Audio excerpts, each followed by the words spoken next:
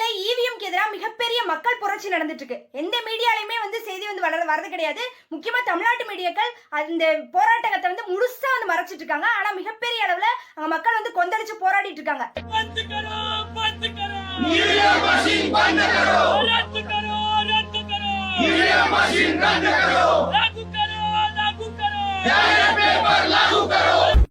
Supreme court न्याय करो, देश हमारे साथ है। सुप्रीम कोर्ट न्याय करो, देश हमारे साथ है। मुर्दाबाद मुर्दाबाद मुर्दाबाद। अरे फोड़ेंगे भाई फोड़ेंगे, फोड़ेंगे भाई फोड़ेंगे। अरे ईवीएम में झोल है, ईवीएम हटाओ, ईवीएम हटाओ।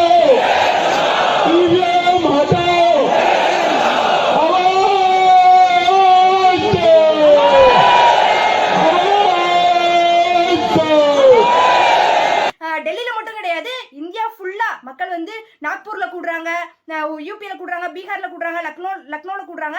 இது மாதிரி இந்தியா ஃபுல்லா மக்கள் கூடி ஈவிஎம்க்கு எதிராக மிகப்பெரிய போராட்டத்தை நடத்திட்டு இருக்காங்க. மக்கள் அந்த போராட்ட காலத்துல கொடுத்த பேட்டிகள், இன்டர்வியூஸ் அதை தொகுத்துருக்கோம் இந்த வீடியோல. இதை பார்த்தோம் அப்படின்னா வட இந்தியா இன்னைக்கு எந்த நிலைமையில இருக்கு, மாணவர்கள், இளைஞர்கள், விவசாயிகள், தொழிலாளர்கள், பெண்கள் எல்லாருமே மோடிக்கு எதிராக எந்த அளவுக்கு கோவத்துல இருக்காங்க, ईवीएम மிஷின் மேல எந்த அளவுக்கு கோவத்துல இருக்காங்க அப்படிங்கறத முழுசா நம்ம இந்த வீடியோ பார்த்தா புரிஞ்சுக்கலாம். ईवीएम से फ्री, फेयर एंड ट्रांसपेरेंट चुनाव नहीं हो सकता। मशीन तोड़ूंगा, गारंटी के साथ तोड़ूंगा, नाम याद रखने का। सब एक मशीन तोड़ेंगे ना, लाखों मशीन टूट जाएगा। कि ईवीएम को हम लोग जो है बदलवा कर रहेंगे। अगर सरकार इस पर नहीं मानती है तो ईवीएम को हम तोड़ने का काम करेंगे 2024। अगर बीजेपी ऐसे काम कर रही है तो 3 राज्यों में जीती कैसे फिर? ईवीएम का घोटाला है, ईवीएम का घोटाला। ईवीएम का तो सबसे बड़ा मुद्दा है। ये हैक करता है, चोरी करता है, सब कुछ करता है। विज्ञान इतना डेवलप कर गया है, लाखों किलोमीटर दूर चांद पर जाने वाला उपग्रह को यहाँ से कंट्रोल किया जा सकता है, गाइड किया जा सकता है, हैंडल किया जा सकता है। कि जिस देश ने ईवीएम मशीन का आविष्कार किया उस देश में ईवीएम पर वोट नहीं होता, वहाँ बैलेट पेपर होता है, चाहे अमेरिका हो, इंग्लैंड हो, फ्रांस हो, जर्मनी। ये भारत को क्या जरूरत है? मगर हम कहना चाहते हैं आने वाले समय में सारी ईवीएम हम फोड़ेंगे।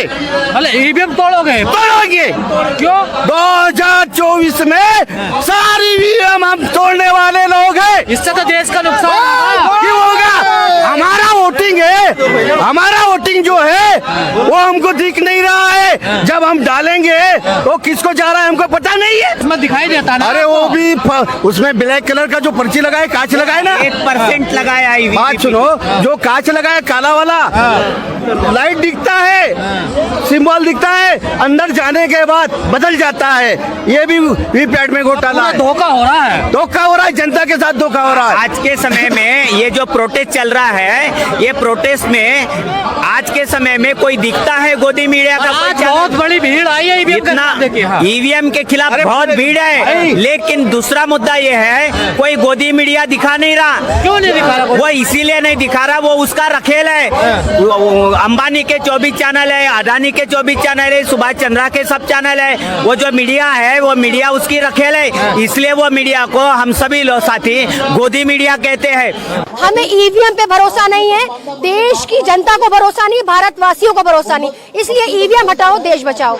ईवीएम हटाओ तो समझ में आता है लोकतंत्र कैसे खतरे में होगा। लोकतंत्र खतरे में, बिल्कुल लोकतंत्र को लंगड़ा कर दिया है, हमारे संविधान को लंगड़ा कर दिया है। जेल में डाल दिए जाएंगे आप। आपकी जेलों से नहीं डरते हैं, आपकी जेलों से डर लगता होता ना तो यहाँ पर आकर खड़े ना होते, धरना न दे रहे। जो प्राइम मिनिस्टर नौकर है वो चोर हो गए, जो चीफ मिनिस्टर नौकर है वो जनता के वो चोर हो गए, जो इलेक्शन कमीशन के जो नौकर है वो चोर हो गए। 2024 का चुनाव ईवीएम से नहीं होगा। 2024 का चुनाव केवल और केवल बैलेट पेपर से होगा, ये लिख लीजिए आप। जनता का चुनाव आपके साथ होगा। 100% जुड़ाव है नहीं। आज आप सर्वे करा लीजिए, पूरे देश में आप एक रेफरेंडम करा लीजिए, आपको पता लग जाएगी कि देश की जनता 100% हमारे साथ में है। आप लोग छोटे छोटे बच्चों को लेकर के आए हैं, धरना दे रहे हैं, राम राज में क्या अधिकार मांग रहे हैं? राम राज से सब थोड़ी ना होता है, हम लोग भी भूखे प्यासे मर रहे हैं। अगर हम लोग भी तो पूजा करते हैं भगवान की, हमारे भी बच्चे हैं छोटे छोटे, हमें भी अधिकार है। जितनी बहनें बैठी सबको अपने बच्चे पालने का अधिकार है, क्या इनको हक नहीं है? हम लोग मिल मिल के आए हैं, केवल आश्वासन। राम राज में दुबे जी को क्यों धरना ढोंगी सरकार है। नहीं, राम मंदिर नहीं चाहिए, हमें रोजगार चाहिए। हम भूखे हैं, हमें भूख की पेट बुझानी है, भूख की आग, हमें पेट की आग बुझानी है, हमें मंदिर नहीं चाहिए। हम बात करना चाहेंगे कि वो लोग जो बूथ के लेवल पर कार्यकर्ता होते हैं, अलग अलग हमारे बहुत सारे साथी हैं जो वहाँ पे ब्लॉक लेवल पे, बूथ लेवल पे काम करते हैं, और वहाँ पे जितने वोट पड़ते हैं बाद में पता चलता है कि उसमें गड़बड़ है। जब फाइनल काउंट, जितनी बार चुनाव आता है मंदिर और मस्जिद के बीच बारे में बात होती है, जितनी बार चुनाव आता है हिंदू मुस्लिम में पोलराइजेशन किया जाता है। हम लोग चाहते हैं इस बार हमसे जो भी वोट मांगने के लिए पॉलिटिकल पार्टी आए, उसका आंकलन इस बेसिस पे हो कि वो स्टूडेंट्स और युवा के लिए क्या करने वाले हैं, एम्प्लॉयमेंट के लिए क्या करने वाले हैं, शिक्षा के लिए क्या करने वाले हैं। बहुत सारे स्टूडेंट्स जो अब यूनिवर्सिटीज में आए हैं वो फर्स्ट टाइम वोटर्स हैं, और फर्स्ट टाइम वोटर्स होने के नाते हमारे लिए ईवीएम बहुत इंपॉर्टेंट मुद्दा है। कोई नहीं दे रही है जनता, कोई नहीं दे रही है, ईवीएम दे रही है।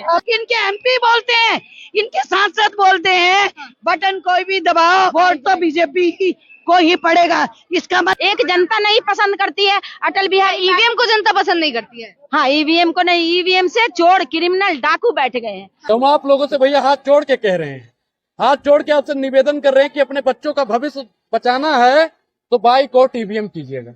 अगर अपनी बहन बेटियों की इज्जत बचाना है तो बाइकआउट ईवीएम कीजिएगा।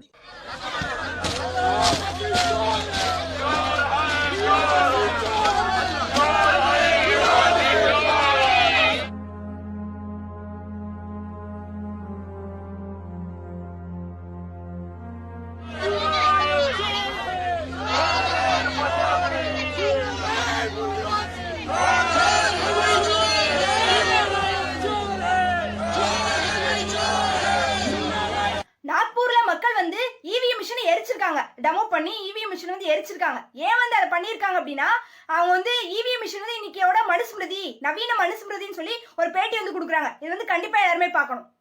ये आधुनिक मनुस्मृति है। जिस तरह बाबा साहब ने मनुस्मृति नाम की किताब जलाई थी, क्यों जलाई थी? क्योंकि मनुस्मृति के शासन था, मनुस्मृति का शासन था, और उस मनुस्मृति के किताब में एससी, एसटी, ओबीसी, माइनॉरिटी, अल्पसंख्यक, बहुजन समाज के खिलाफ में इतना घिनौना कानून था, क्योंकि वो अपना हक अधिकारों से जी नहीं रहे थे, उनको अधिकार नहीं मिल रहा था। तो बाबा साहब ने उस किताब को जला डाला। इसलिए जलाया क्योंकि वो किताब हमारे को मानव अधिकार नहीं दे रही थी। उसी तरह ये आधुनिक मनुस्मृति है, ये ईवीएम मशीन जो है ये आधुनिक मनुस्मृति है। और ईवीएम मशीन ने क्या किया? तो ईवीएम मशीन ने इस देश पर, इस बहुजनों पर, जो 85% बहुजन है, उन पर गुलामी थोपी है। और इसलिए इस ईवीएम मशीन को जलाना जरूरी है। मैं बताना चाहता हूँ, अगर ईवीएम मशीन 2024 में हद पार नहीं हुई तो ये यकीन के साथ मैं बताना चाहती हूँ कि देश में फिर से मनुस्मृति आएंगी, फिर से इस देश में गुलामी आएंगी, और हम अपना जो अधिकार है भी बोलने का, वो भी अधिकार नहीं रहेगा। इसलिए इसको जलाना जरूरी है। और बैलेट पेपर से जब तक के सरकार नहीं बनेगी तब तक के बहुजन समाज इस देश में शासन करता नहीं बन सकता, और इसलिए इसको जलाना जरूरी है। ஹைகோர்ட் அட்வொகேட்ஸ் வந்து நாக்பூர்ல வந்து போராட்டம் பண்ணியிருக்காங்க. இவிஎம்க்கு வந்து பாட கட்டியிருக்காங்க. இவிஎம்க்கு பாட கட்டி மிகப்பெரிய பைக் பேரணி வந்து நடத்திருக்காங்க. ईवीएम मशीन चोर है, ईवीएम मशीन चोर है। देश बचाओ, देश बचाओ, होश में आओ। गली गली में शोर कि ईवीएम को बंद करके बैलेट पेपर की मांग पूरे देश भर में हो रही है, और उसी को लेकर के आज नागपुर से संविधान चौक में बहुत बड़ा आंदोलन वकीलों के द्वारा चलाया गया है। जिस मोदी सरकार को झूठ बोलकर जनता को धोखे में रखकर और बोल रहे हैं कि आर्थिक विकास हो गया है, अगर हम ईवीएम के खिलाफ आंदोलन नहीं करेंगे तो हमारे भारत की जो लोकतंत्र है इनको justice, social, economical and political नहीं मिल पाएगा। ईवीएम से निष्पक्ष चुनाव नहीं होते, सारे विकसित देशों में बैलेट से चुनाव होता है। लोकतंत्र में जनता ही सर्वोच्च होती है, सुप्रीम होती है। अगर उनका कहना है कि ईवीएम में गड़बड़ी है, और पूरे देश में से ये हमको न्यूज दिल्ली आ रहा है कि यहाँ पे गड़बड़ी, वहाँ पे गड़बड़ी, खुद का ही वोट नहीं मिल रहा है, तो ऐसी स्थिति में जब पूरी संदेह की स्थिति बनी हुई है पूरे देश में, तो ये जरूरी है कि ईवीएम को हटाया जाए।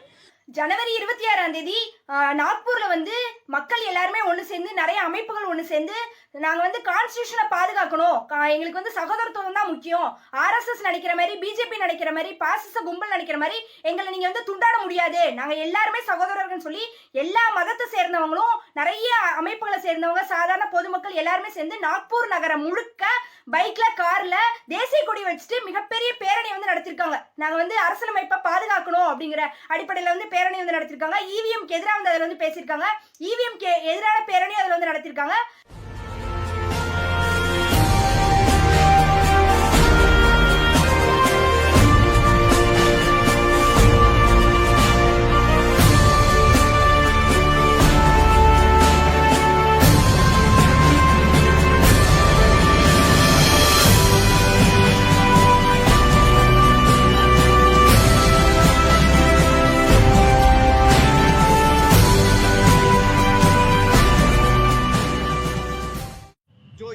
ईवीएम है इसके प्रति जो मतदाता है उनको चाहिए था कि ट्रांसपेरेंसी चाहिए थी, और ईवीएम में जो ट्रांसपेरेंसी नहीं दिख रही है।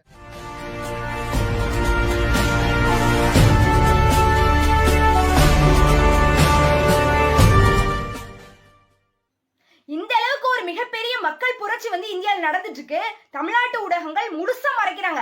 ஏன் மறைக்கிறாங்கன்னு மக்கள் யோசிக்கணும். 2024 வந்து இவிஎம்ல வந்து எலெக்ஷன் நடந்துச்சு அப்படின்னா அதுக்கப்புறம் எலெக்ஷன்ங்கிறதே கிடையாது. ஏன்னா திரும்பவும் வந்து இவங்க பாச கும்பல் ஜெயிச்சு வந்துட்டா இந்தியாவில் ஜனநாயகம் இருக்காது, எலெக்ஷன் நடக்காது, மிகப்பெரிய காட்டுமிராண்டி தடுத்து நம்ம வந்து சந்திக்க வேண்டியிருக்கும். அதனால நம்ம எல்லாருமே இவிஎம்க்கு எதிராக மோடிக்கு எதிராக தைரியமா நின்று போராட வேண்டிய காலகட்டம் இது.